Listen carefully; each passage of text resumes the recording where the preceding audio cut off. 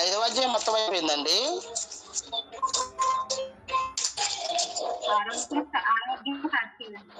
Google meets లేవండి అండి. మన మధ్య ఎన్ని వీక్స్ గూగుల్ మీట్ జరగలేదు? ఒక్క వీకే. ఒక వీక్ జరగలేదు. ఓకే, చెప్పండి. ఏ అధ్యాయం, ఏ వచనం? 5వ అధ్యాయం పూర్తయింది సిస్టర్ గారు. 6వ వచనం 6వ అధ్యాయము మొదలు పెట్టాలి. ఓకే అమ్మ. పౌలు గారు కొరింథీ సంఘానికి రాసిన మొదటి పత్రిక 6వ అధ్యాయం చెప్పుకుందామండి. 5వ అధ్యాయంలో మనం చాలా విషయాలు నేర్చుకున్నాం. 6వ అధ్యాయం మొదటి వచనం మనం చదువుకోగలిగితే, మీలో ఒకనికి మరి ఒకని మీద వ్యాజ్యం ఉన్నప్పుడు వాడు పరిశుద్ధ నీతిమంతులు ఎదుట వ్యాజ్యం అటుకు తెగించుచున్నాడా అని క్వశ్చన్ చేస్తున్నాడండి, ప్రశ్నిస్తున్నాడు. అంటే వ్యాజ్యం అంటే మీకు తెలుసు కదండి, వ్యాజ్యం ఆడడం, గొడవ ఆడడం. మరి మనకి ఏదైనా వ్యాజ్యం ఉన్నప్పుడు క్రైస్తవులుగా, దేవుని పిల్లగా మనం వ్యాజ్యం ఏదైనా మనకి సంఘంలో ఉన్న సహోదరులకు కానీ సహోదరిమణులకు కానీ మనకి ఏదైనా వచ్చినప్పుడు, ఇష్యూ ఏదైనా ప్రాబ్లం వచ్చినప్పుడు, గొడవ వచ్చినప్పుడు ఒకరి మీద ఒకరికి వ్యాజ్యం ఉంటుంది. ఆ గొడవ దాన్ని మనం ఎవరి దగ్గర తీసుకువెళ్తామండి? తీసుకువెళ్ళాలి. బయట ఉన్న వాక్యం తెలియని వారి దగ్గరికి వెళ్ళి, నాకు ఇలా జరిగిందండి, నా సహోదరి ఇలా అంటుంది నన్ను, నా సహోదరుడు నాకు ఇలా చేశాడు అని మనం వాళ్ళ దగ్గర చెప్పుకోకూడదండి. మరి వాక్యం తెలియని వారు కదా. వాక్యం తెలిసిన పరిశుద్ధులు అయితే మనము వ్యాజ్యం ఆడుకోవాలి. అంటే మన వాద్యాన్ని, మన గొడవని, మన వాదన ఏదైతే ఉందో ఆ వాదనని వినిపించాలి దేవుని పిల్లలైన వారి మధ్య మాత్రమే. కానీ మనమేం చేస్తామండి, క్రైస్తవులుగా అనేక మందికి మాదిరిగా ఉండాల్సిన మనం మన విషయాలన్నీ తీసుకెళ్ళి అనీతిమంతులు. అంటే నీతి అంటే దేవుని నమ్ముట ద్వారా నీతి వస్తుంది. దేవుని నమ్మని వారు ఎవరండి? అనీతిమంతులు. దేవుని నమ్మిన మనం నీతిమంతులం అయితే కేవలం నమ్మడం ద్వారా నీతిమంతులుగా దేవుడు తీర్చాడు. మర్చిపోకండి. మనం పాపం చేయకుండా ఉండడం వల్ల నీతిమంతులు కాలేదు. ఎందుకంటే అందరూ పాపం చేస్తారు కాబట్టి అందరూ అనీతిమంతులే భూమి మీద. కానీ కేవలం దేవుని నమ్ముట ద్వారా, మన పాపాలను కడిగి ఆయన పనిలో ఉండుట ద్వారా, మనల్ని నీతిమంతులుగా నమ్ముట ద్వారా చేస్తున్నాడు. నమ్మిన మనం క్రియలు చేయాలి. నీతిమంతుడు, నీతిమంతురాలు అయిన ప్రతి ఒక్కరూ నమ్మిన తర్వాత దేవుని క్రియలు చేయాలి. దేవుడు చెప్పిన సత్క్రియలు చేయాలి. దేవుని కొరకు బ్రతకాలి. అలా బ్రతుకుట్లో భాగంగా మనం నీతిమంతులం అయినప్పటికీ, దేవుని నమ్మిన వారం అయినప్పటికీ మనకి ఏమొస్తాయండి? భూమి మీద ఉన్నప్పుడు, శరీరంతో ఉన్నప్పుడు కొన్ని వ్యాజ్యాలు, గొడవలు. ఒక మనుషులు కొంతమంది ఎక్కువ మంది అయ్యారనుకోండి, ఏమవుతుంది? గొడవలు వస్తుంటాయి. ఒక ఇంట్లో 2 పిల్లలు ఉన్న దగ్గర కూడా గొడవలు వస్తాయి. 4 పిల్లలు ఉన్న దగ్గర గొడవలు వస్తాయి. ఒక్కలున్నా కూడా వస్తాయి. భార్యాభర్తలకే రావచ్చు. కనుక మనుషులు ఉన్న దగ్గర ఏదో ఒకటి జరుగుతూ ఉంటుంది, కామన్. అయితే మనం వచ్చినప్పుడు ఏం చేయాలి అంటున్నారు? పరిశుద్ధులు ఎదుట. పరిశుద్ధులు అంటే ఎవరండి? మనమేనండి. నీతిమంతులు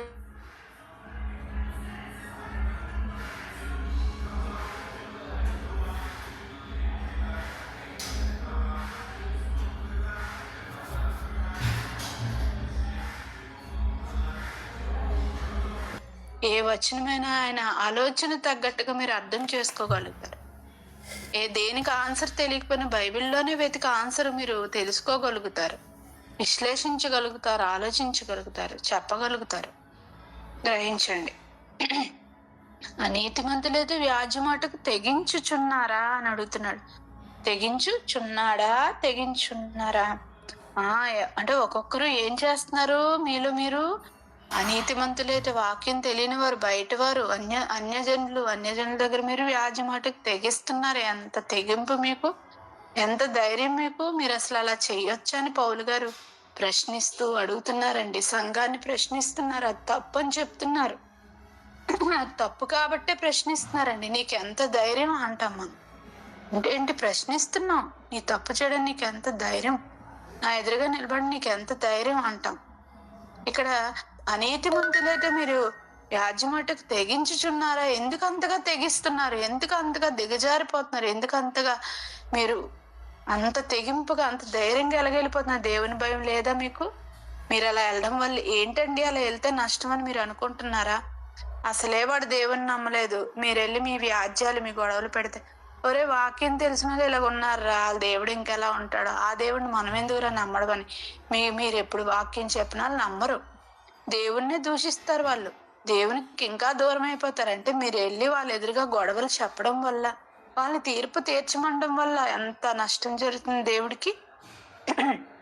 ఆలోచించారు ఎప్పుడైనా? అంటే దేవునికి అన్యాయం చేయడానికి, దేవుడు తన పిల్లలు తన దగ్గర రావాలని కోరుకుంటున్నప్పుడు మీరు వెళ్ళి వాళ్ళ ఎదురుగా గొడవలు చెప్తున్నారు అనుకోండి, వాళ్ళు వస్తారా? రారు. అప్పుడు ఎవరికి నష్టం జరుగుతుంది? దేవుడికి నష్టం చేయడానికి మీరు మీ ప్రవర్తన ద్వారా ఈ విధంగా తెగిస్తున్నారా అని అడుగుతున్నాడండి. దేవుని తరపున దేవుని బాధ ఎరిగిన ఒక కుమారుడిగా పౌలు గారు ఆయన మనసు ఎరిగిన బిడ్డగా ఆయన ఆ విధంగా అడగడం జరుగుతుంది పరిశుద్ధాత్మ ప్రేరణతో. దేవుడే మనల్ని అడుగుతున్నాడని మీరు అనుకోవాలి. పౌలు గారిని పక్కన పెడితే పరిశుద్ధాత్మ ప్రేరణతో దేవుని మూలంగా బైబిల్ రాయబడిందని మీరు నమ్మితే దేవుడే ఈ రాత్రి మనల్ని అడుగుతున్నాడు. ఆ గ్రంథం చదివిన ప్రతిసారి దేవుడు మనల్ని అడుగుతున్నాడు. మనలో ఒకవేళ లోపం ఉంటే సరి చేసుకోవాలండి. 2వ వచనం, పరిశుద్ధులు లోకమునకు తీర్పు తీర్చుతారని మీరు ఎరగరా? ఎందుకు పరిశుద్ధులు అయితే మనము మరి అడగాలి, వ్యాజ్యం తీర్చుకోవాలి అంటే దేవుని పిల్లలకి వాక్యం తెలుసు కాబట్టి, పరిశుద్ధులు అంటే క్రైస్తవులు మన సహోదరులు, వాళ్ళకి వాక్యం తెలుసు కాబట్టి న్యాయం తీరుస్తారు. అది వాక్యం తెలిసిన వారి దగ్గరికి వెళ్ళాలి సుమా.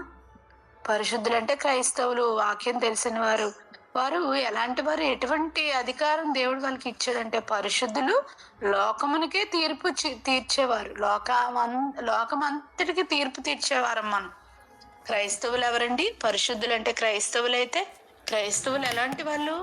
క్రైస్తవులు పరిశుద్ధులు ఎలాంటి వారంటే లోకానికే తీర్పు తీర్చే అధికారం దేవుడు మనకి ఇస్తే, మన లోకానికే తీర్పు తీర్చే వారంగా మనం ఉంటే, జడ్జిలుగా మనల్ని నియమిస్తే దేవుడు వాక్యం ద్వారా తీర్పు తీర్చడం అంటే, వాక్యం ద్వారా మనం తీర్పు తీరుస్తున్నాం ఈరోజు ప్రపంచానికి. ఏంటి నేనెక్కడండి తీర్పు తీర్చి, నేనెక్కడండి నల్లకోట వేసుకుని కూర్చొని తీర్పు తీరుస్తున్నాను? మీరు అలాగా ఆలోచించకండి. మీరు వెళ్ళి సువార్తకి వెళ్ళి వాక్యం చెప్తున్నప్పుడు, మీరు ఎవరికైనా వాక్యం చెప్తున్నప్పుడు ఇంట్లో కానీ బయట కానీ ఫోన్ ద్వారా కానీ ఇలాగ గూగుల్ మీట్ ద్వారా కానీ మహాసభలో కానీ మీటింగ్ పెట్టి కానీ మీరు ఎక్కడైనా ఎలాగైనా వాక్యం, మీ యొక్క పుస్తకం రాసి కానీ మీరు ఏదైనా పాట రాసి కానీ మీరు వాక్యం కరపత్రం ద్వారా మీరు వాక్యం ప్రకటిస్తున్నప్పుడు అందులో ఏముంటదంటే, దేవుడు ఈ విధంగా ఉన్నాడు, దేవుని లక్షణాలు ఈ ప్రకృతిలో ఉన్నాయి, మీరు దేవుని నమ్ముకుంటే చనిపోయి తిరిగి లేస్తారు, మీ శరీరం నిష్ప్రయోజనం, మనకు బ్రతుకుంది, మన పాపాలు యేసుక్రీస్తు వరకు అడుగుతారు, ఇవన్నీ మనం చెప్తున్నాం. అంటే ఆ యేసుని మీరు నమ్మకపోతే, ఆ దేవుని మీరు తెలుసుకోకపోతే, ఆ దేవునికి మీరు కృతజ్ఞతలు చెల్లించకపోతే మీరు నరకానికి వెళ్ళిపోతారు. 2 లోకాలు ఉన్నాయి, చనిపోయిన తర్వాత ఆత్మ నిత్యం బతుకుంటుంది, అయితే పరలోకంకైనా అయితే నరకంకైనా వెళ్తుంది అని మనం తీర్పు తీరుస్తున్నాం, చెప్పేస్తున్నాం, జడ్జిమెంట్ ఇచ్చేస్తున్నాం అండి. మీరు నమ్మితే ఇక్కడికి వెళ్తారు, నమ్మకపోతే ఇక్కడికి వెళ్తారు. అలా తీర్పు తీర్చడం కాదా? జడ్జి ఎలా తీర్పు తీరుస్తాడండి? ఇగో ఈ నేరం చేసిన మీదట ఈ వ్యక్తికి పలానా సెక్షన్ ప్రకారం శిక్ష విధిస్తున్నాను, ఈ నేరం రుజువు కాలేనన్న పక్షాన ఈ వ్యక్తికి మేము జరిమానా విధించి విడిచిపెడుతున్నాము, లేదా జైలు విధిస్తున్నాము అని జడ్జి తీర్పిస్తాడు. మనం కూడా ఈరోజు లోకానికి వాక్యం ద్వారా తీర్పు తీరుస్తామండి. వాక్యం ద్వారా, కేవలం వాక్యం కొరకు వాళ్ళు బ్రతకకపోతే, మీకేదో ఇవ్వకపోతే, లోకంలో మీకేదో మేలు చేయకపోతే మనం నువ్వు నాశనం అయిపోతావని, లేదా నువ్వు ఇలా అయిపోతావు అలా అయిపోతావు అలా తీర్చట్లేదండి. దేవుడిని నమ్మలేనందుకు మనం తీర్పు తీరుస్తాం. ఎందుకంటే దేవుడు చెప్పమన్నాడు, ఆయన జడ్జిమెంట్ దేవుడి తరపున మనల్ని వెళ్ళి లోకానికి చెప్పమన్నాడు, ప్రపంచానికి చెప్పమన్నాడు, ప్రపంచ ప్రజలకు చెప్పమన్నాడు. అందుకే చెప్తున్నాం, అటువంటి అధికారం మనకిస్తే, అటువంటి వారంగా మనం ఉంటే, మన గొడవలు తీసుకెళ్ళి వాక్యం తెలియని వారి దగ్గరికి వెళ్ళి చెప్తున్నామంటే, వాక్యం తెలియని వారి దగ్గరికి వెళ్ళి మనం వాక్యం చెప్పాలి. కానీ వాళ్ళ దగ్గరికి వెళ్ళి మన గొడవలు చెప్తుంటే వాళ్ళు ఇంకా దేవునికి దూరం అయిపోతారనండి. దేవుని ఆవేదన మీకు అర్థమైంది అనుకుంటున్నాను. తీర్పు తీర్చుదని మీరు ఎరుగరా అని మళ్ళీ క్వశ్చన్ మార్క్ అండి. మీకు తెలుసు కదా మీరు ఎంత గొప్ప వాళ్ళు, మీరేంటి ఇంత చీప్గా బిహేవ్ చేస్తున్నారు?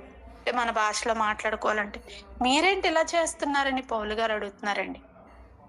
అంటే మీకోసం మీకు తెలీదా? తెలిసిన తెలిపిన ఒక తండ్రిగా, ఆత్మీయ తండ్రిగా గుర్తు చేస్తున్నాడండి. మళ్ళా చెప్తున్న పిల్లలకి ఏ తప్పు ఎదురైతే ఒకసారి చెప్తారు తల్లిదండ్రి చెప్తారు, తెలుసు, కానీ మాటి మాటికి గుర్తు చేస్తూ ఉంటారు.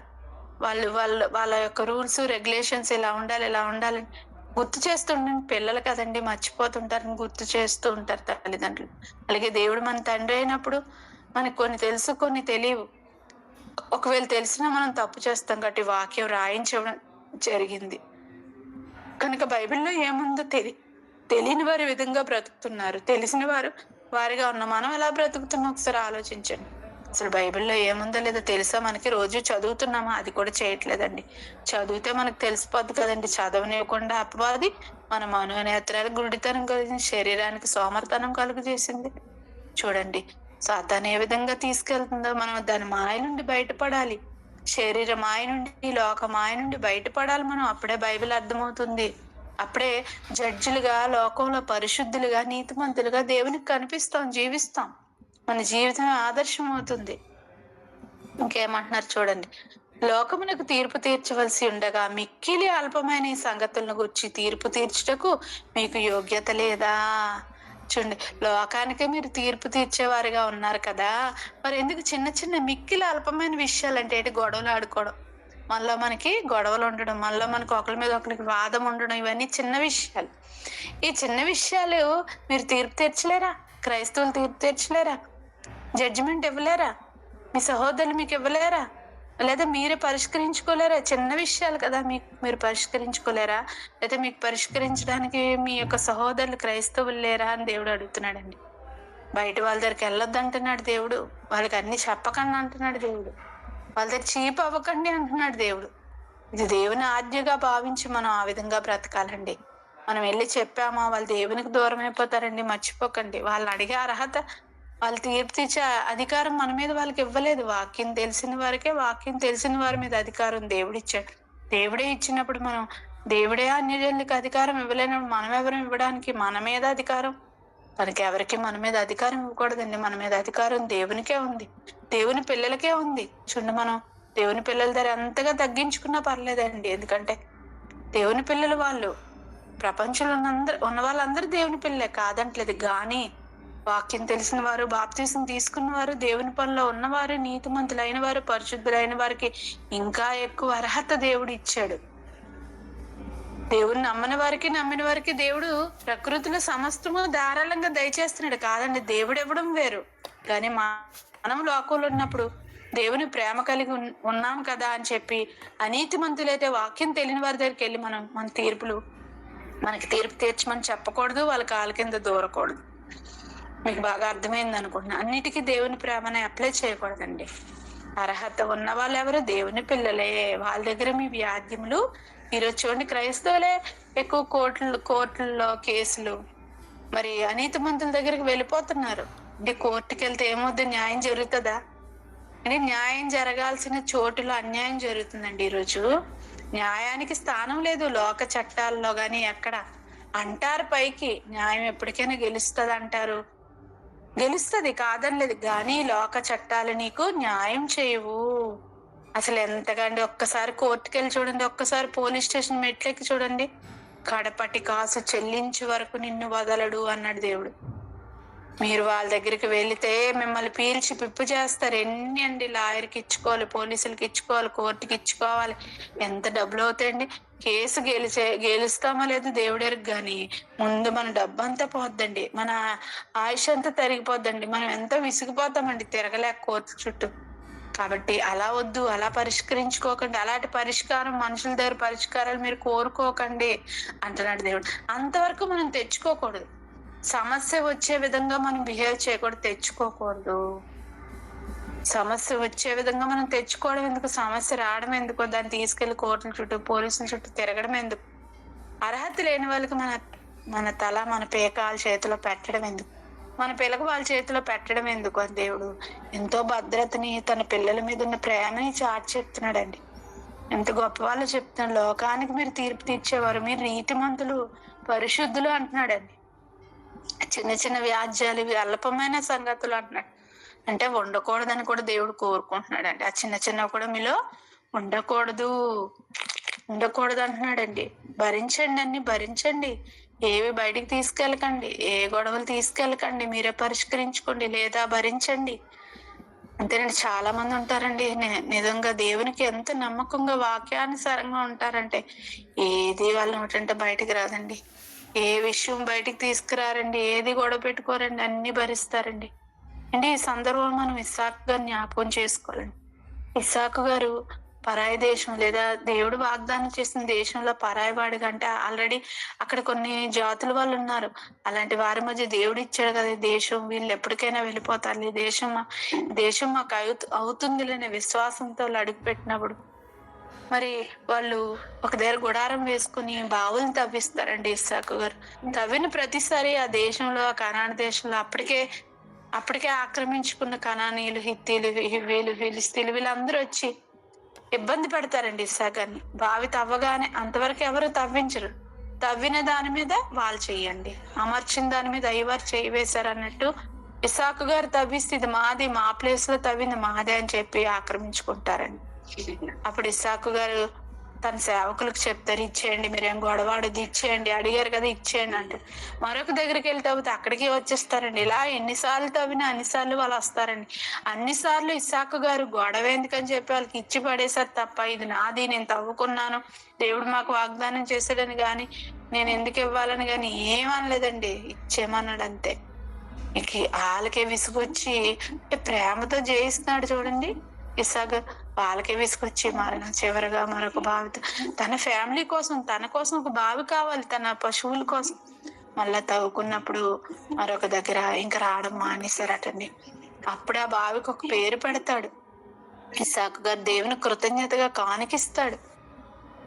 అంటే చూడండి, అస్సలు ఎక్కడ గొడవ అన్నట్టు కనబడ్డండి. అజాత శత్రువు అంటారు అలాంటి వాళ్ళని, ఎవరితో గొడవలు లేని వాళ్ళని అజాత శత్రువులు అంటారు. అంటే శత్రువు కాదండి, ఎవరితో గొడవ ఉండదు వాళ్ళకి, ఎవరితో వ్యాజ్యం ఉండదు, అందరితో మంచిగా పోతారండి. నోరు మంచిదైతే ఊరు మంచిది అవుతుంది అని అంటారు కదా. మన నోరే మంచిగా ఉంటే ఇన్ని గొడవలు వస్తాయా? మన ఆస్తులు కోల్పోయే పరిస్థితి వస్తుందా? కోర్టుకు వెళ్ళే పరిస్థితి వస్తుందా? విడాకులు వస్తాయా అండి? ఈరోజు ఎక్కువ అవే కదండి క్రైస్తవ కుటుంబాల విడాకుల కేసులు, తర్వాత మరి ఇంకా చాలా కేసులు అండి ఇవన్నీ చోటు చేసుకుంటుంటాయి.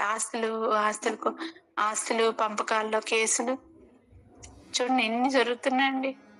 కాబట్టి వాక్యం తెలిసిన వారు పరిశుద్ధులు, వాళ్ళ దగ్గర మీరు తీర్పు తీర్చుకోవాలి అని చెప్తున్నాడు. యోగ్యత లేదా అని అడుగుతున్నాడు. 3వ వచనం, మీకు యోగ్యత ఉంది, దేన్నైనా మీరు తీర్పు తీర్చుకోవాలి, మీకు మీరే తీర్పు తీర్చుకోండి. కానీ అన్యజనుల దగ్గరికి, అనీతి మంతుల దగ్గర మాత్రం, దేవుని నమ్మని వారి దగ్గరికి మాత్రం వెళ్ళకండి. వాళ్ళ దగ్గరికి వెళ్ళి మీరు అల్పమైన సంగతులు చెప్పకండి, డిస్టర్బ్ అవుతారు వాళ్ళని దేవుని ఉద్దేశం అండి. అంతే కదండి, మన బాధలు పక్కింటి వాళ్ళకి, ఎదిరింటి వాళ్ళకి చెప్తున్నాం అనుకోండి, వాళ్ళు డిస్టర్బ్ అవుతారు, వాళ్ళు బాధపడతారు. నువ్వు బాధపడమే కాకుండా వాళ్ళకి బాధ పెడతావా? అయితే ఆర్చలేని వాళ్ళకి చెప్పి మన పరువును మనం బయట పెట్టుకోవడం అవసరమా? అంటే దేవునికే మనం అప్పచెప్పాలండి. ఏదైనా ఉంటే దేవునికే మన బాధను మొరపెట్టుకోవాలి. దేవుడు వింటాడు, సమాధానం ఇస్తాడు, ఆయన ఏదైనా ఇవ్వగలడు కదా. ఏదైనా ఇచ్చిన వాడికి చెప్తావా? ఏమి ఇవ్వని మనుషులకు చెప్తారా చెప్పండి? ఇది తెలియదండి చాలా మంది. మనుషులకు చెప్పి మనుషులు మెప్పు సంపాదించాలి, మనుషులు పొగుడుతున్న వాళ్ళ ఓదార్పు కావాలనుకోండి. వాళ్ళ ఓదార్పు క్షణికాలం అండి, కొద్ది కాలమే. వాళ్ళ వల్ల మనకేం జరగదు. మనుషులు ఆధారిస్తే మనకి ఏం జరగదు, దేవుడు ఆధారిస్తే మనకు అన్ని జరుగుతాయి, ఏ లోటు ఉండదు. కాబట్టి దేవుని దృష్టిలోకి పడాలని మనం చూడాలండి. 3వ వచనం చూడండి, మనం దేవదూతలకు తీర్పు తీర్చుతామని ఎరుగరా? ఇంకా ఎవరికి తీర్పు తీరుస్తాండి మనం? దేవదూతలకి. అంటే మనుషులు పరిశుద్ధులకే కాదు, క్రైస్తవులకు తీర్పు తీర్చడమే కాదు, దేవదూతలకు కూడా తీర్పు తీరుస్తామంట మనం. చూడండి ఎంత అధికారం మనకి ఇచ్చాడండి దేవదూతలు. తప్ప మరి పరలోకం వెళ్ళినప్పుడు మనకి ఏం పని ఉంటది అనుకుంటున్నారు? ఇవే. అలాగే ఇప్పటి వరకు మనం చేసిన వాటిని అవి చూస్తున్నాయి, అవి రిపోర్ట్ రాస్తే కాదనలేదు, మనకి సేవ చేస్తున్నాయి అవి కాదనలేదు, కానీ వాటి మీద అధికారం మనకి ఇచ్చాడు. దేవదూతలకు తీర్పు తీర్చే వారంగా మనం ఉంటాము. మీరు ఎరుగరా అని అడుగుతున్నాడు దేవుడు. మీకు తెలీదా అంటే, తెలుసానండి, తెలుసుకోండి అని దేవుడు చెప్తున్నాడు. రాయించాను కదా, తెలుసుకోండి.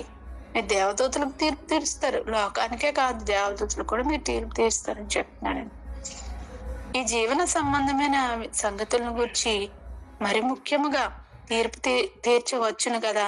ఈ జీవన సంబంధమైన సంగతుల గురించి మరి ముఖ్యంగా తీర్పు తీర్చవచ్చును కదా.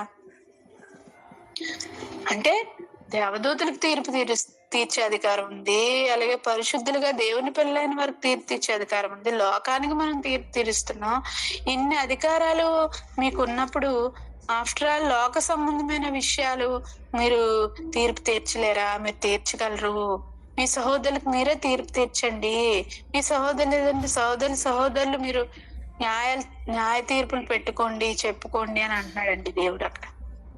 అర్థమవుతుందా? ఈ జీవన సంబంధమైన సంగతులు అంతే కదండి. నా ఇల్లు దోచుకున్నాడనా, నా భార్య వెళ్ళిపోయిందనా, మరి నా ఆస్తి పోయిందనా, ఇవే కదండి సమస్యలు పరిష్కారానికి వస్తుంటే. మా ఊర్లో మా ఇంట్లో ఇలా జరుగుతుందను, ఇవన్నీ చిన్న చిన్న విషయాలు కదండి, అల్పమైన సంగతులు. కాబట్టి దేవుడు అని చక్కగా చెప్తున్నాడు, జీవన సంబంధమైన సంగతుల గురించి మీరే తీర్పు తీర్చుకోండి. దేవుని పిల్లలకి తీర్పు తీర్చవచ్చును అంటున్నాడు దేవుడు. 4వ వచనం.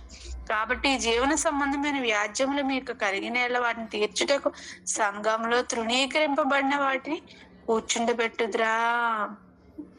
చూడండి, అంటే ఈ జీవన సంబంధమైన సంగతులు అంటే ఈ లోకానుసారమైనవండి అవి. వాటి కోసం తీర్పు తీర్చడానికి సంఘంలో మీరు తృణీకరింపబడిన వారిని కూర్చోబెడతారా అని అడుగుతున్నాడు. అంటే సంఘంలో తృణీకరించబడిన వారైనా పర్లేదు తప్ప అన్ని జనుల దగ్గరికి, అవిశ్వాసుల దగ్గరికి మాత్రం మీరు వెళ్ళకండి అని చెప్తున్నాడండి. కూర్చుంటే బెట్టుదురా అని అడుగుతూ పుట్టినట్లు ఏముందండి, కూర్చుంటే బెట్టుడి. సంఘంలో చిన్న వాళ్ళైనా పర్లేదు, వాళ్ళు దానం ఆర్థికంగా వాళ్ళు పేదవాళ్ళైనా పర్లేదు, దేవుని పిల్లలు, వాళ్ళకి అధికారం ఉంది, వాళ్ళ దగ్గర పెట్టండి మీ వ్యాజ్యాలు. ఈ జీవన సంబంధమైన సంగతులు మీకు కలిగితే వాటిని తీర్చి సంఘంలో ఎవరైతే తృణీకరించబడి ఉన్నారో వారిని మీరు కూర్చోబెట్టండి అంటున్నాడు దేవుడు. చూడండి, అంటే అలాంటి వారికి మీరు చెప్తే వాళ్ళు వాక్యాన్ని బట్టి న్యాయం చేస్తారు, మనల్ని దెప్పరు, మన దేవునికి దూరం అవ్వరు, లోబడి ఉంటారు. మనం ఎన్ని చెప్పినా మన విషయాలు తీసుకెళ్ళి అన్ని వినేసి ఇంకొకరికి షేర్ చేయరండి తృణీకరించబడిన వారు. అంటే వాళ్ళు తృణీకరించబడిన వాళ్ళు దేవుని పిల్లలు కాబట్టి వాళ్ళకి అధికారం ఉంది. అలాగే మీ విషయాలు కూడా సీక్రెట్ గా ఉంటాయి అని దేవుడు ఎంత చక్కగా చెప్తున్నాడండి. ఎంత చక్కగా చెప్పకనే చెప్తున్నాడు. చూడండి, ఇన్ని ఆలోచనలు అండి దేవుడికి. ఒక్క మాటలో ఇన్ని ఆలోచనలు దేవుడు రాయించి ఇచ్చాడు. తృణీకరించబడిన వారిని కూర్చోబెట్టి మనం అనుకుంటాం ఈలేటి మాకు చెప్పేది, ఈలేటి మాకు తీర్పు ఇచ్చేది అని అనుకుంటాం. సంఘంలోకి వచ్చే కీలు వాళ్ళని భేదం లేదండి. అందరూ దేవుని దృష్టిలో ఒకటే, అందరు దేవుని దృష్టిలో ఒకటే. కాబట్టి సంఘంలో ఉన్న తృణీకరింపబడిన వారు అంటే ఎవరైతే చీప్గా చూస్తారో లేదా మరి చిన్నగా ఉంటారో, పదవిలో కానీ స్టేటస్ లో కానీ ఆర్థికంగా కానీ చిన్నగా ఎవరు ఉంటారో వాళ్ళకి కూడా అధికారం ఉంది. వాళ్ళ దగ్గర పెట్టండి మీ వ్యాజ్యాలు. అలాంటి వారు ఎవరంటే వాళ్ళ దగ్గర పెట్టండి అని అంటున్నాడు దేవుడు. అంటే సంఘంలో ఎవరైతే తృణీకరించబడి ఉంటారో వాళ్ళు హైలైట్ చేయండి, వాళ్ళకి అధికారం కల్పించండి, వాళ్ళ దగ్గర మీ వ్యాజ్యాలు తీర్చుకోండి అని చెప్తున్నాడు దేవుడు. అంతే తప్ప అన్ని దేవుల దగ్గరికి అసలు వెళ్ళకూడదని దేవుడు ఉద్దేశం అండి. అండ్ ఈ లోక స్నేహం దేవునితో వైరము అన్నాడు. ఈ లోక సాంగత్యం దేవునితో వైరము. మరి మనం ఎందుకు దేవుడు చెప్పినా కూడా మనం అలా చేస్తుంటాం చెప్పండి.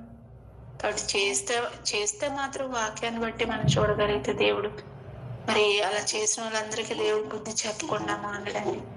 దేవుడు బుద్ధి చెప్పకుండా మానడు.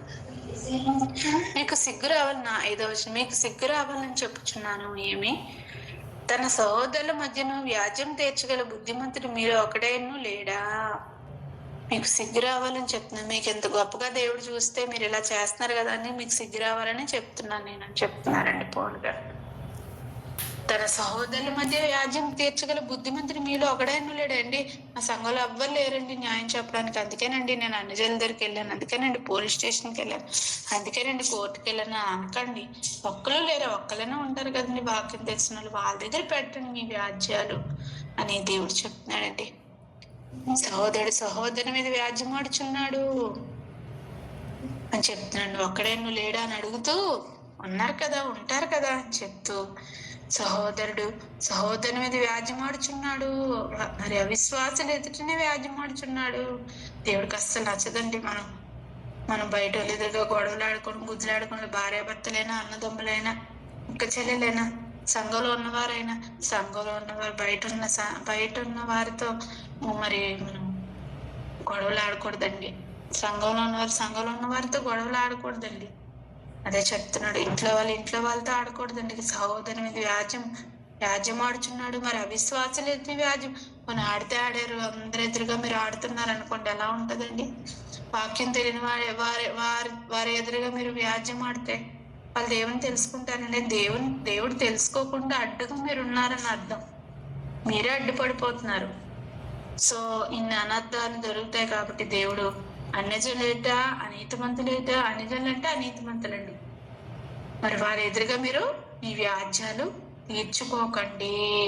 అన్ని వచనాలు రాయించాడు చూడండి. ఒకే విషయాన్ని దేవుడు ఈ విధంగా రాయించడం జరిగింది. అంటే దేవుడికి నచ్చనిది అని అర్థం. మనకి ఎన్ని ఉంటాయండి ఇంట్లో వాళ్ళకే పడదండి. భర్త భార్య మీద చెప్తాది, పిల్లల మీద చెప్తాది. భర్త పిల్లల మీద, భార్య మీద చెప్తుంటాడు. బయట వాళ్ళ దగ్గరికి వెళ్ళి చీపుగా అసహ్యంగా మాట్లాడుతుంటాడు. ఏంటండి, నేను చిన్నప్పటి నుండి చూస్తున్నానండి. భార్య భర్త మీద చెప్తున్నా మా ఆయన ఎక్కడికి పంపడండి. ఇంత బ్యాడ్గా మాట్లాడుతూ ఉంటది. భర్త ద్వారా అన్ని తింటూ తాగుతూ మళ్ళీ భర్త ఉంటాడు. ఎన్నో సేవలు భార్య ద్వారా అందుకున్నప్పటికీ నా భార్య అదో చేతకంది, అది అందగత్తె కాదు, అది వంట సరిగా చేయదు, ఏంటో మరి మార్చుకోకపోగా అన్ని పైకి మరి బయట వాళ్ళకి మనం చెప్పడం వల్ల, అనీతిమంతులే చెప్పడం వల్ల మనకు కూడా విలువ ఉండదండి. దేవునికి మరి అది హితం కాదు, దేవునికి నచ్చని పని అది. అందుకే దేవుడు ఇన్ని మాటలు రాయించడం జరిగింది.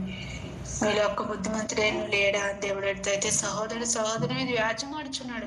మరి అవిశ్వాసులు ఎదుటినే వ్యాజ్యం ఆడుచున్నాడు. అవిశ్వాసులు అండి, బయట వాళ్ళు దేవుని నమ్మరు. వాళ్ళెదురుగా మీరేట ఆడుకుంటారు. 7వ వచనం, ఒకరి మీద ఒకరు వ్యాజ్యం మాట మీలో ఇప్పటికే కేవలం లోపం. అసలు ఇలాంటి ఉండడం ఏంటి నాకు ఆడంటే పడదండి, ఈడంటే పడదండి, ఇతనంటే పడదు, ఈవిడంటే పడదండి, ఆవిడంటే పడదండి, ఇలాంటివి ఎందుకు ఉన్నాయి? అసలు అలాగ అండం ఏంటి మీరు అని దేవుడు అడుగుతున్నాడండి. అవిశ్వాసాలు ఇచ్చి వ్యాజ్యం ఆడకూడదు. అలాగే ఒకరి మీద ఒకరు వ్యాజ్యం ఉండకూడదు. అసలు మీకు ఉండకూడదు. వాళ్ళ దగ్గరికి వెళ్ళడం తప్ప అసలు మీకు గొడవలు రావడం ఏంటి? మీలో ఏ గొడవలు రాకూడదు, ఏ వ్యాజ్యాలు ఉండకూడదు. మీలో ఇప్పటికే కేవలం లోపం ఏదైతే ఉందో అది దేవుడు తెలియజేస్తున్నాడు. ఇది ఎవరు మీరు తీసుకోమండి, ఇది ఎవరు చెప్పరు. మనకు కనబడదు, మన కళ్ళకు కనబడదు. ఇది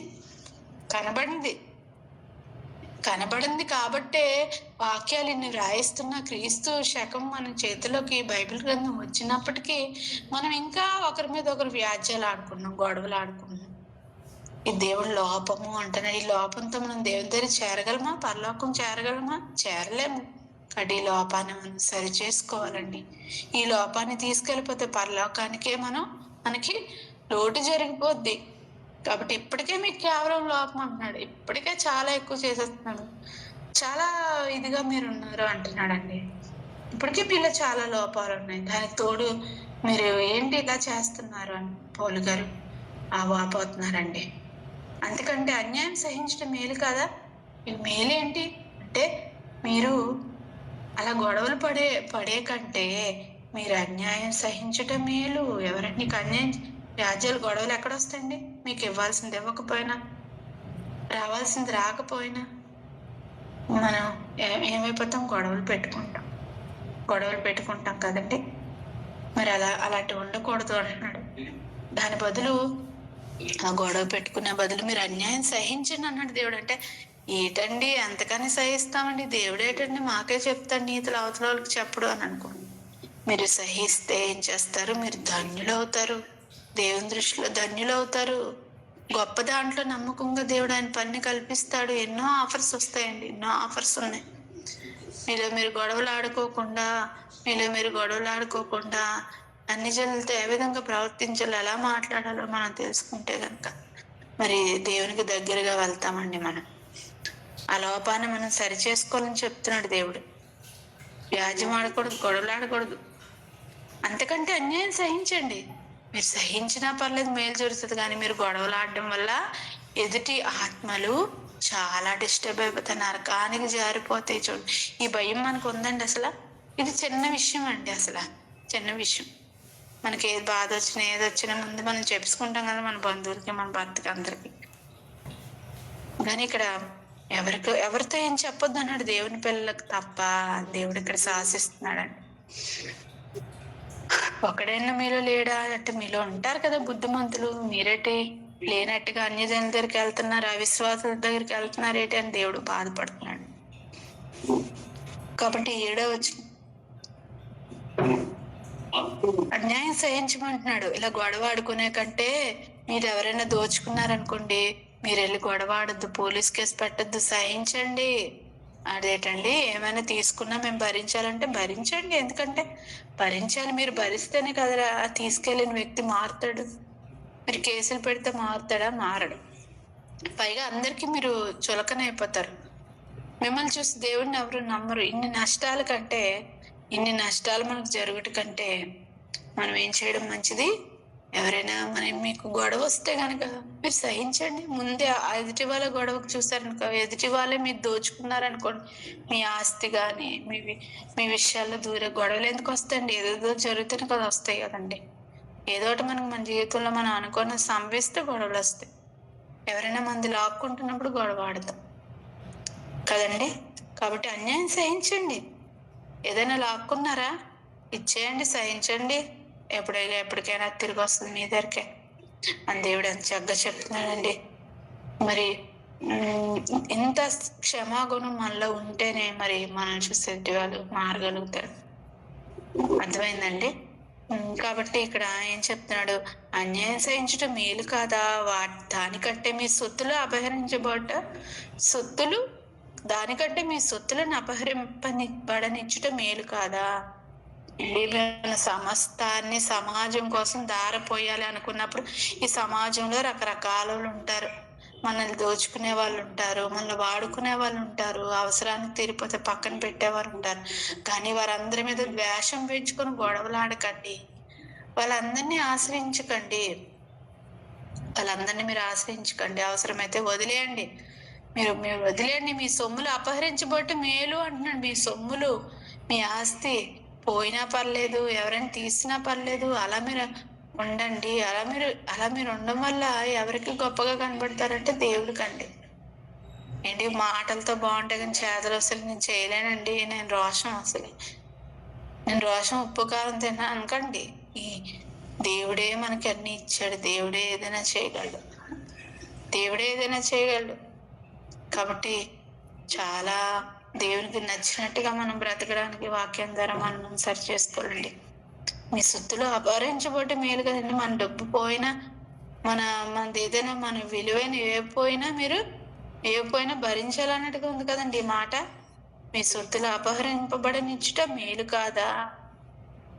చూడండి మళ్ళా 8వ వచనం, అయితే మీరు అన్యాయం చేయుచున్నారు, అబద్ధం జరిగించున్నారు, వ్యాజ్యములను 8వ వచనం, అయితే మీరే అన్యాయం చేయుచున్నారు, మీ సొత్తులను అపహరించబడనిచ్చుట మేలు కదా. అంటే మీ సొత్తులు ఎవరైనా ఎత్తుకెళ్ళిపోయినా అపహరించడమే మేలు అంటున్నాడు దేవుడు. అదేంటండి, మనది ఎవరైనా దోచుకుంటే మేలు అంటే అంతే. మీరు గొడవాడితే వచ్చే నింద కంటే గొడవాడితే ఆత్మలు వెనక్కి వెళ్ళిపోయే ఛాన్స్ ఉంది. మీరు గొడవాడితే క్రైస్తవం విస్తరించితే, మీరు గొడవాడితే మరి చాలా మంది డిస్టర్బ్ అయిపోతారండి. దానికంటే మీది ఎవరు అన్యాయం చేసినా, మీది ఎవరు దోచుకున్నా మీకు మేలే, మీరు ఊరుకోండి అంటున్నాడు దేవుడు. అయితే మీరే అన్యాయం చేయుచున్నారు, అపహరించున్నారు. మనం ఎలా అంటారు? దేవుని పిల్లలమే కానీ అపహరిస్తాం, దొంగలాడతాం, అన్యాయం చేస్తాం. చూడండి దేవుడు ఎలా తీసుకొస్తున్నాడు, ఎలా చెప్పుకొస్తున్నాడు చూడండి. అయితే మీరే అన్యాయం చేయుచున్నారు, అపహరించున్నారు. అపహరణ అంటే దొంగతనం అండి. అపహరించడం ఏదైనా కానివ్వండి, ఏదైనా అన్యాయం చేయడం, అపహరించడం మీరే చేస్తున్నారు అని చెప్తూ, మీ సహోదరులకే మీరు ఇలాగ చేయుచున్నారు, మీ సహోదరులకే ఇలాగ చేయుచున్నారు. దేవుని నమ్ముకున్న వారు కూడా ఎలా ఉంటారండి? మరి ఎలా ఉంటారు? వాళ్ళకి అన్యాయం చేస్తారు. దేవుని నమ్మిన వాళ్ళు కూడా, దేవుని పిల్లలకి చూడండి బిట్ కాయిన్ అని వచ్చింది. దేవుని పిల్లలే వాళ్ళు చెప్పారని నమ్మి అందరూ డబ్బులు కట్టేశారండి. ఎంతో నమ్మకం కదా, తెలిసిన వాళ్ళే కదా, సంఘంలో ఉన్న వాళ్ళే కదా. కానీ ఏమైంది? మోసం జరిగిపోయింది. మోసం చేశాడు వాడు, డబ్బులు ఇవ్వలేదు. ఎంతో మంది నెల నెల ఎంతో కొంత డబ్బులు వేసుకుంటూ వచ్చారు. మొత్తం అది మరి ఎత్తిసారండి. అంటే ఏమవుతుంది అక్కడ? అపహరణ గురైంది. అన్యాయం జరుగుతుంది. అన్యాయం జరుగుతుంది. మీ సహోదరులకి ఇలాగ చేయుచున్నారు. ఎవరు చేస్తున్నారు? దేవుని పిల్లలే. దేవుని పిల్లలు దేవుని పిల్లలకి మోసం చేయడం, వాళ్ళ డబ్బుని మరి అక్రమంగా తీసేసుకోవడం, అపహరించడం, ఇదంతా మోసమే కదండి. ఇలా దేవుని పిల్లలకి చేయకండి. చేస్తున్నారు మీరు చేస్తున్నారు అని దేవుడు చెప్తున్నాడు. అయితే మీరే అన్యాయం చేయుచున్నారు. దేవుని పిల్లలు, పరిశుద్ధులు, నీతిమంతులను ఎవరి కోసమైతే చెప్తున్నా వారే అన్యాయం చేస్తారట, అపహరిస్తారంట, దొంగతనం చేస్తారట. మీ సహోదరులకి ఇలాగ చేయుచున్నారు. చూడండి, తప్పు కదా. మీ సహోదరులు కదా, వాళ్ళకి అలా చేయొచ్చా? మీరు వాళ్ళవన్నీ తీసుకోవచ్చా? వాళ్ళు ఏదైనా, నీ పొరుగు వారిని ఏదైనా ఆశించొచ్చా? మరి నిబంధనలో 10 ఆజ్ఞల్లో ఉంది కదండి, నీ పొరుగు వారిని ఏది ఆశించొద్దు అని అంటే ఈరోజు ఏం చేస్తుంది? దేవుని పిల్లకే ఒకరిదొకరు ఆశిస్తున్నారు, ఒకరినొకరు మోసం చేస్తున్నారు. చూడండి, అంటే ఇలా ఉంటే ఏమవుతుంది?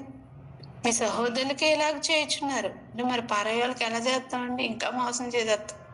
దేవుని పిల్లలని చూడకుండా జాలి లేక మన సహోదరులకే మనం అన్యాయం చేస్తే, దేవుని పిల్లలు కాని వారి మీద మనకు ప్రేమ ఉంటుంది? అసలు ఉండదు.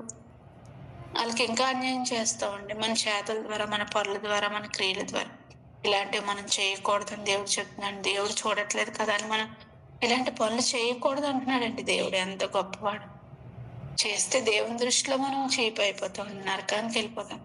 ఇవి చిన్న చిన్న తప్పులే కావచ్చు, కానీ మన నరకానికి వెళ్ళిపోయే ఛాన్స్ ఉంది కాబట్టే దేవుడు రాయించడం జరిగిందండి.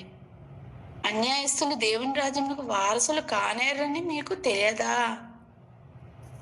8వ వచనం అండి.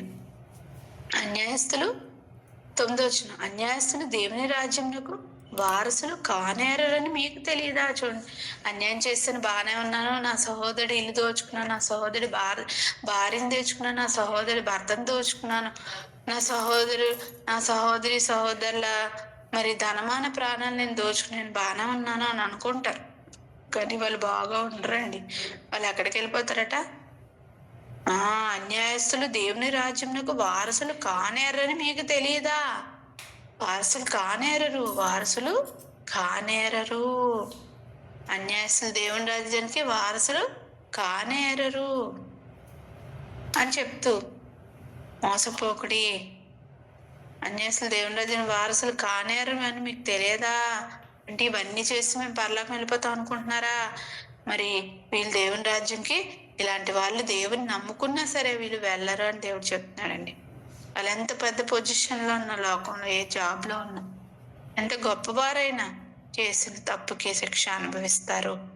అంటే అన్యాయస్తులుగా మనం ఉంటే దేవుని రాజ్యంలో వారసులు కానీ శిక్ష భూమి మీద పడితే పర్లేదు, పరలోకం కూడా అంటున్నాడండి. అన్యాయం చేస్తే ఇలా అయితే మనం అన్యాయం, అపహరణ మన సహోదరుల పట్ల మనం చేయకూడదండి. కాబట్టి దేవుడు చెప్తున్నాడు, మీ సహోదరులకే ఇలాగ చేయుచున్నారు. అన్యాయస్తులు దేవుని రాజ్యమునకు వారసులు కానేరని మీకు తెలియదా? మోసపోకుడి. జారులేను, విగ్రహారాధకులేను, వ్యభిచారులేను, ఆడింతనం గలవారైను, పురుష సంయోగులను, దొంగైను, లోబైను, త్రాగుబోతైను, దోషకుడైనను,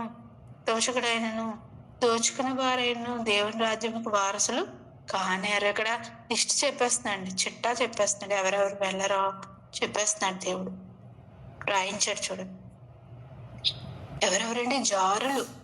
జారత్వం చేస్తారు. పెళ్లికి ముందు ఆడ మగ కలిసి ఉంటే దాన్ని జారత్వం అంటారు. కలిసి అంటే వాళ్ళ కామ కార్యకలాపాలు చేస్తే. అదే మరి వ్యభిచారం అంటే వివాహం అయిన తర్వాత భర్తను విడిచిపెట్టి మరొకరితో ఉంటే అది వ్యభిచారం.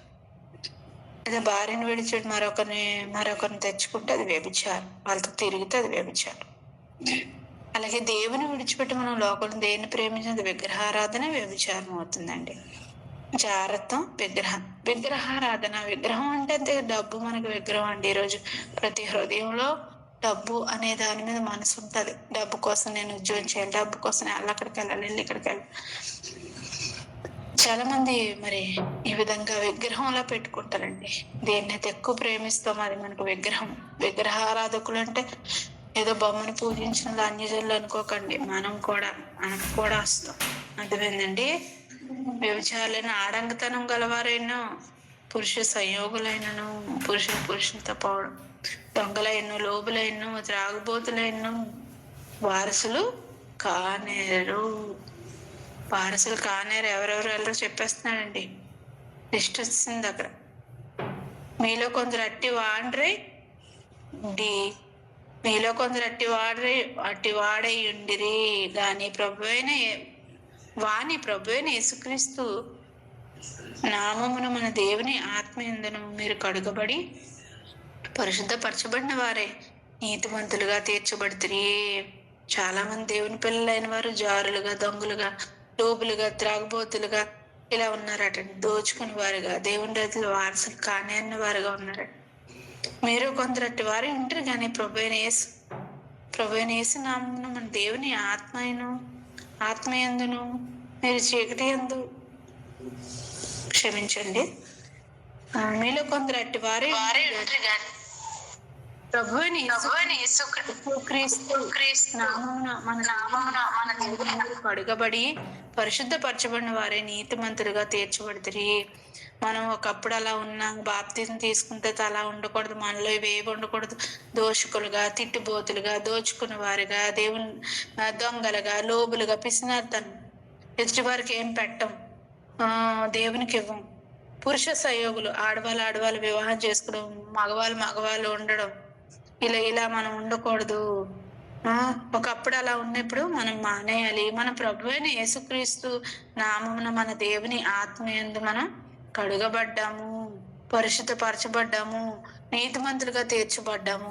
ఇన్ని క్యాడర్స్ మనకి ఇచ్చిన తర్వాత, ఇంతలాగా దేవుడు మనల్ని వాష్ చేసిన తర్వాత, ఇంత గొప్పగా మనం నిల్చోబెట్టిన తర్వాత, పరలోకానికి వారసులుగా చేసిన తర్వాత, ఇలాంటివన్నీ మనలో ఉన్నాయనుకోండి, ఏమైపోతామండి? మనము అన్యాయస్తులుగా, దోచుకునే వారిగా, ఇంకా ఎంత చదువుకున్నాం కదండి, ఒకరి మీద ఒకరు వ్యాజ్యం ఆడేవారుగా, అన్యాయం చేసేవారుగా, పరాయి సొత్తులు దోచుకునేవారుగా మనం ఉన్నాం అనుకోండి, మనకి మేలు జరగదు, పరలోకానికి వెళ్ళలేము అని దేవుడు చెప్తూ, అన్నిటి యందు నాకు స్వాతంత్రం కలదుగానే 12వ వచనం అండి. అన్నిటి యందు నాకు స్వాతంత్రం కలదు కానీ అన్నీ చేయదగినవి కావు. అన్నిటి యందు నాకు స్వాతంత్రం కలదు కానీ నేను దేని చేతను లోపరుచుకొన పడనొల్లను అని చెప్పేస్తున్నాడండి దేవుడు. అన్నిటి యందు నాకు స్వాతంత్రం ఉంది. మనకు స్వాతంత్రం ఉంది కదా, క్రీస్తుని నమ్మిన తర్వాత మనం స్వాతంత్రం అయిపోయాం. మనకు పాపాల నుండి రక్షణ వచ్చింది, అలాగే అపవాది నుండి రక్షణ వచ్చింది. పూర్తి రక్షణ ఇంకా రాలేదండి. పరలోకం వెళ్ళిన తర్వాత అపవాది నుండి మనకి రక్షణ. అంతవరకు అది మన చుట్టూరే వైఫై ఎలా తిరుగుతూ ఉంటది. ఇంకెందాక చెప్పిన పాపాలన్నీ మన చేత చేయిస్తూ, మారనివ్వకుండా చేస్తూ ఉంటది. మనం అన్నిట్లో పర్ఫెక్ట్ గా ఉన్నాం అనుకుంటాం, కానీ కొన్నిట్లో మనం ఫెయిల్ అయిపోతూ ఉంటాం. దేవుని వాక్యాన్ని బట్టి సరి చేసుకోవాలండి ఈ రాత్రి. అన్నిటి యందు నాకు స్వాతంత్రం కలదు కానీ అన్నీ చేయదగినవి కాదు. అన్ని మనకు చేయాలని ఉంటది, ఏది చూస్తే చేయాలని ఉంటది. మనకు ఫ్రీడమ్ ఇచ్చారు తల్లిదండ్రులు, కానీ మనం వెళ్ళిపోయి చెడ్డ పనులు చేస్తామా? చేయం కదా. అలాగే దేవుని విషయంలో కూడా మనం అలాగే ఉండాలండి. స్వాతంత్రం ఉన్న అన్ని చేయదగినవి కావు, కొన్ని మీరు చేయకూడదు, కొన్ని మనం చేయకూడదండి. మరి మనకి డబ్బులు తల్లిదండ్రులు ఇచ్చారనుకోండి, ఏం చేస్తండి? పాకెట్ మనీ ఏదైనా తినడానికి, తాగడానికి కొనుక్కుంటాం. అంతేగాని సిగరెట్లు, ఖైనీలు, మందులు కొనుక్కుంటామా? అర్థమవుతుందండి. దేవుడు ఇచ్చాడు కదా, అన్ని ఫ్రీడమ్ ఇచ్చాడు కదా, లేదా తల్లిదండ్రులు డబ్బులు ఇచ్చారు కదా అని ఆ చెత్త మనం ఎందుకని కొనుక్కుంటాం? కొనుక్కోము. అలాగే దేవుడు మనకు ఫ్రీడమ్ ఇచ్చాడు కదా అని మనం వీటన్నిటిలో మునిగిపోకూడదండి. ఈ లోక విషయాల్లో మనం మితముగా ఉండాలి. అన్ని విషయంలో మితముగా ఉండము, సువార్థికుని పని చేయము అంటాడు ఒక దగ్గర. అంటే కేవలం దేవుని పని ఇంపార్టెంట్ అండి. దేవుని పని కోసం వచ్చాము, అదే చేయాలి మనం. మన ఉద్యోగం కోసం మనం రాలేదు, మన భర్త కోసం మనం రాలేదు, మన పిల్లల కోసం అలాగే మన కాదండి. ఎక్కువ కాన్సన్ట్రేషన్ ఎక్కడ పెట్టాలి? వాళ్ళని చూస్తూ మీరు దేవుని మీద పెట్టాలి. దేవుని పని మీద పెట్టాలి, అది బాధ్యతాయుతమైన పని, అది మనకు అప్పగించబడి ఉంది అని ఇక్కడ దేవుని ఉద్దేశం అండి. కాబట్టి అన్నిటి ఎందు స్వాతంత్రం ఉన్న అన్ని మనం చేయలేము, చేయకూడదు. అన్నిటి ఎందు నాకు స్వాతంత్రం కాదు, కానీ నేను దేని చేతను లోపరుచుకొనబడనొల్లను. స్వాతంత్రం ఉన్నప్పటికీ మనం దేనికి లొంగిపోమండి. ఎవరైనా మనం వచ్చి పడగొట్టాలనుకున్నా మనం లొంగిపోము, మనం లోపరుచుకోము. దేవుని పిల్లలుగానే ఉంటాం. మనం దేని చేతను లోపరుచుకున్న బడనొల్లను. పౌలు గారు అన్నారు, నాకు అన్నిటి ఎందు స్వాతంత్రం ఉంది, కానీ నేను దేని చేత లోపరచడం లోబడిపోవడం ఎప్పుడైపోద్దండి? మనం వాళ్ళ దగ్గర తప్పుకు దొరికితే కదా మనం లోపరుచుకుంటాం, మనం వాళ్ళకి భయపడుతుంటాం. మనం తప్పుకు దొరకలేదు అనుకోండి, మనం భయపడతాం, శాసించగలుగుతాం, ధైర్యంగా ఉండగలుగుతాం. ఇప్పుడు పాపానికి మనం లోబడిపోయాం అనుకోండి, అది మనల్ని ఏలుతుంది, అది మనల్ని బతకనివ్వదు. అలవాటు చేసుకోకూడదండి. అవన్నీ అలవాటు చేసుకోకుండా మనం మైండ్ని కంట్రోల్ పెట్టుకోవాలి, శరీరాన్ని కంట్రోల్ పెట్టుకోవాలి. ఎంత జాగ్రత్తగా మనల్ని మనం ఉంచుకోవాలి తెలుసా? స్వాతంత్రం ఉంది కదా అని అన్నిటి దగ్గరికి వెళ్ళిపోకూడదు, అన్ని చేయకూడదు. పబ్కి వెళ్తామా? వెళ్ళాం. స్వాతంత్రం ఉంది కదా అని సినిమా హాల్కి వెళ్తామా? వెళ్ళాం. అలాగే స్వాతంత్రం ఉంది కదా అని బూతులాడతామా? ఆడము. స్వాతంత్రం ఉంది కదా అని పడుకొనే ఉంటామా? ఉండము. దేవుని పని చేయాలి. అర్థమవుతుందండి? కాబట్టి దేవుడు చెప్తున్నాడు, మీరు మీకు ఇచ్చిన స్వాతంత్రం కానీ మీరు దేనికి మీ శరీరాన్ని మీరు లోపరుచుకోండి. మీ ఆత్మ ద్వారా, వాక్యం ద్వారా మీరు వాక్యానికి లోపరచండి తప్ప ఈ లోకంలో దేని చేతను మీరు లోపరుచుకొనబడ నల్లకూడదు. దేని క్రింద మీరు దూరకూడదు, దేనికి మీరు దాసోహం అవ్వకూడదు అంటున్నాడండి. ఒక మాటలో చెప్పాలంటే చూడండి, కొందరు దేన్ని ప్రేమించాక అటే అటే అటే దానికోసమే జీవితంలాగా చచ్చిపోతుంటారు. అలా కాదండి. ఎంత ప్రేమ ఉండాలో అంత ప్రేమ ఉంచుకోవాలి. దేనికోసం మనం చావకూడదు, దేనికోసం ఊరికి ఆరాట పడిపోకూడదు, పడిపోకూడదు. లోకంలో ఏది శాశ్వతం కాదు. లోకంలో ఉన్న వాటి కోసం చెప్తున్నాను సుమ. అలాగే 13 వచ్చిన భోజన పదార్థములు కడుపు భోజన పదార్థములు నియమింపబడి ఉంది. కడుపు ఎందుకు ఉందండి? ఆహారం వేయడానికి, ఆహారం తినడానికి. దాని పని అదే, శక్తిని ఇస్తుంది. అందులో ఫిల్టర్ అయ్యి మిక్సీ అయ్యి శక్తిగా మారి మరి అన్ని అవయవాల్లోకి వెళ్తుందండి రక్తం ద్వారా మనం తిన్న ఆహారం. కట్టి భోజన పదార్థములు కడుపు భోజన పదార్థం నియమింపబడి ఉన్నవి. దేనికి నియమించే? ఈ ఒక్కొక్క అవయవం ఒక్కొక్క దానికి. ఒకటి వాసన పీలుస్తుంది, ఒకటి ఏమో కళ్ళు చూస్తాయి. కడుపు మన శరీరానికి కావాల్సిన ఆహారాన్ని జీర్ణం చేసి శక్తిగా మార్చి పంపిస్తుంది. అందుకే వాటికే నియమించబడ్డాయని మనం చదువుకుంటున్నాం. దేవుడు వాటిని నాశనం చేయను. ఈ లోకంలో ఏది ఎలా ఉన్నప్పటికీ ప్రతిదీ నాశనం అయిపోతుంది అని దేవుడు చెప్తాను. నాశనం చేయను. దేహం జాగ్రత్త నిమిత్తము కాదు, ప్రభు నిమిత్తమే దేవుడు వాటిని నాశనం చేయను. దేహము జాగ్రత్త నిమిత్తం కాదు, ప్రభు నిమిత్తమే. చూసారండి, ఇవన్నీ నియమించబడని చెప్తూ దేవుడు వాటిని నాశనం చేయను. వాటిని భోజన పదార్థంలో నాశనం అయిపోతే ఈ విషయం అంతా పేలిపోతే ఏమైపోతాయండి? ఇవంతా ప్రకృతి నుండి కదండి మనకు భోజన పదార్థాలు వస్తున్నాయి. వాటిని మన కడుపు కదండి మిక్సీ చేస్తుంది, మనం బతికిస్తుంది కడుపు అని అనుకుంటున్నారా? మనం ధరించుకున్న శరీరం అంతా నాశనానికి వెళ్ళిపోతుంది. కనుక దేహము దేని నిమిత్తం వాడాలి? ఆహార పదార్థాలు తీసుకోవడం తప్పు కాదండి, కానీ కేవలం వాటి కోసం బ్రతకూడదు, తిండి కోసమే బ్రతకూడదు. వాటిని నాశనం చేసేస్తాడు దేవుడు. మనం ఆత్మీయ ఆహారం తీసుకుంటూ ఆత్మలో ఎదగాలి. మన పాపాలను కడుక్కోవాలి, పని చేస్తూ కడుక్కోవాలి. దేహం జాగ్రత్త నిమిత్తం కాదు, ప్రభు నిమిత్తమే అని చెప్తున్నాడండి. దేహము జాగ్రత్త నిమిత్తం కాదు, వాళ్ళతో తిరగడానికి కాదు కదా శరీరం ఇచ్చింది. శరీరం ఉంది కదా అని తిరగకూడదండి. మీకేదో కోరిక తీరలేదు కదా, భార్య దగ్గర తీరలేదని భర్త వేరే వాళ్ళ దగ్గరికి వెళ్ళకూడదండి. భర్త దగ్గర తీరలేదు కదని వేరే వాళ్ళ దగ్గర భార్య వెళ్ళకూడదండి. అలాగే పెళ్లి కాని అమ్మాయిలు కానీ పెళ్లి కాని అబ్బాయిలు కానీ పెళ్లికి ముందే మేము ఎంజాయ్ చేస్తాము అనకూడదండి. ప్రభు నిమిత్తమే దేహం, ప్రభు నిమిత్తం అన్నాడు. ప్రభు దేహం నిమిత్తమే. చూడండి, ఒకరికొకరు ఇందా మనం చదువు భోజన పదార్థం కడుపు భోజన పదార్థం నియమబడింది. హోదానికోటి బంధం కలిగి ఉన్నాయి, ఈ పని కోసం ఉన్నాయి అని అనుకుంటున్నాం. మరి మన దేహం ఎందు నిమిత్తం ఉందట? మన పనులు మనం చేసుకున్నది, మన ఇష్టాలు మనం నెరవేర్చాలి లేదట. ప్రభు నిమిత్తమే, ప్రభు దేహం నిమిత్తమే. ప్రభు దేహం నిమిత్తమే ఏంటండి? మన దేహం ఇచ్చింది ఆయన. ఈ విలువైన దేహాన్ని మళ్ళీ తీసుకువెళ్ళి దీని మీద అక్షయ శరీరం ధరింపజేసి పరలోకానికి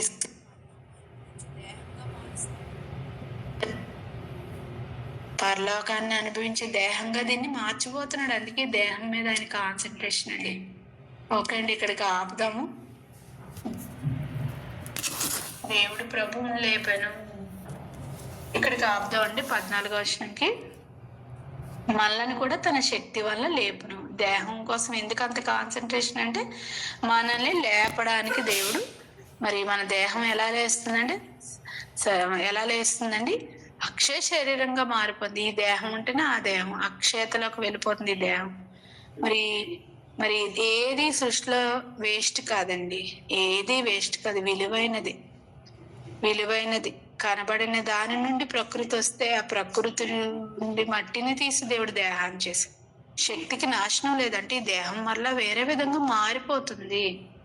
కాబట్టి దీన్ని లేపుతాను అంటున్నాడు దేవుడు.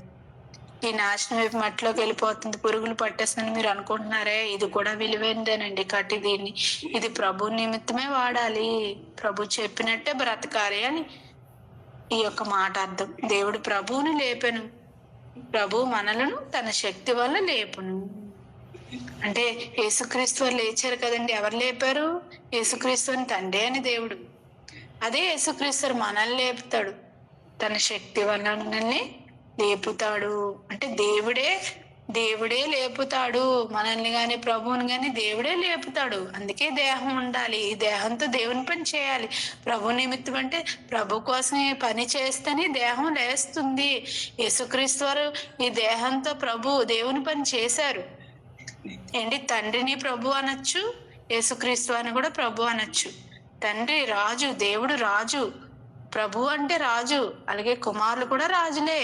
ఒక రాజుకు పుట్టినవాడు ఏమవుతాడు? రాజకుమారుడు. పెద్దవాడైతే రాజు. అలాగే యేసుక్రీస్తు వారు కూడా దేవుడు, తండ్రి అని దేవుడు, రాజు. ఆయనకు పుట్టిన కుమారుడు, ఈయన కూడా రాజే.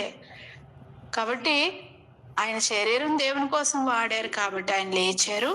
మనం కూడా దేవుని కోసం మనం వాడితే మనల్ని కూడా లేపుతాడు తన శక్తి వల్ల అని చెప్తున్నాడు. అందుకే దేహం ప్రభు నింపుతుందని చెప్పడం జరిగింది. ఇంతటితో నా మాటలు ముగిస్తున్నానండి. విన్న మీ అందరికీ నాకు కృతజ్ఞతలు తెలియజేసుకుంటూ ఈ మాటలు మీ మధ్యలో పెట్టుకుని అనేక మందికి షేర్ చేయాలని కోరుకుంటూ, మరి గూగుల్ మీట్కి మరి ఎక్కువ మంది రావడానికి చూడండి. మీరు